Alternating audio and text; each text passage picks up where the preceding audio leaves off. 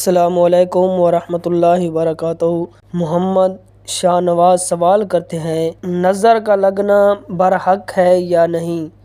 اگر کسی کو نظر لگ جائے، اسلام میں نظر اتارنے کا کیا طریقہ ہے؟ اس بارے میں رہنمائی فرمائیں۔ تو محمد شاہ نواز نے بہت ہی اچھا سوال پوچھا ہے۔ تو نظر برحق ہے، نظر لگ سکتی ہے۔ یہ حدیث پاک سے ثابت ہے کہ حضرت ابن عباس سے روایت ہے کہ نبی کریم رؤوف رحیم صلی اللہ علیہ وآلہ وسلم نے فرمایا، نظر لگنا برحق ہے۔ مسلم شریف کی حدیث پاک ہے۔ اسی طرح بخاری اور مسلم میں حضرت ابو ہریرہ سے روایت ہے کہ نظر کا لگنا برحق ہے۔ نظر کے وقت شیطان حاضر ہوتا ہے اور آدمی پر حسد کرتا ہے۔ ابن عدی نے حضرت ابو ذر غفاری سے روایت کی ہے کہ نبی کریم رؤوف رحیم صلی اللہ علیہ وآلہ وسلم نے فرمایا، نظر آدمی کو قبر میں اور اونٹ کو ہانڈی میں پہنچا دیتی ہے، کہ اتنی نظر لگتی ہے کہ نظر کی وجہ سے آدمی قبر تک چلا جاتا ہے، قبر میں چلا جاتا ہے۔ اور اونٹ کو اگر نظر لگے، نظر جو ہے اس اونٹ کو ہانڈی میں پہنچا دیتی ہے۔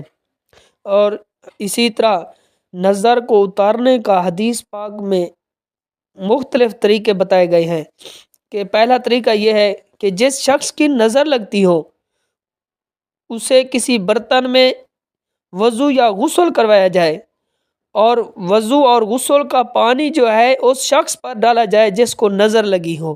تو انشاءاللہ ایسا کرنے سے نظر کا اثر جو ہے یہ زائل ہو جائے گا، نظر کا اثر جو ہے یہ ختم ہو جائے گا۔ اور دوسرا علاج اس کا یہ ہے کہ انسان اس پر قرآن کی آیاتیں پڑھے یا دعائیں پڑھ کر اس پر دم کیا جائے۔ تو قرآن کی آیات پڑھنے سے اور دم کرنے سے بھی نظر کا اثر جو ہے یہ زائل ہو جاتا ہے، ختم ہو جاتا ہے۔ اور ان میں سے سب سے بہتر طریقہ یہ ہے کہ سورۃ ناس اور سورۃ فلق پڑھ کر نظر لگنے والے پر دم کی جائے، تو انشاءاللہ ایسا کرنے سے نظر کا اثر جو ہے یہ ختم ہو جائے گا۔ کہ خلاصہ کلام یہ ہے کہ نظر لگنا برحق ہے، اور اس کا نظر زائل کرنے کا طریقہ بھی حدیث میں موجود ہے۔ امید کرتا ہوں کہ یہ مسئلہ آپ کو سمجھ آ گیا ہوگا۔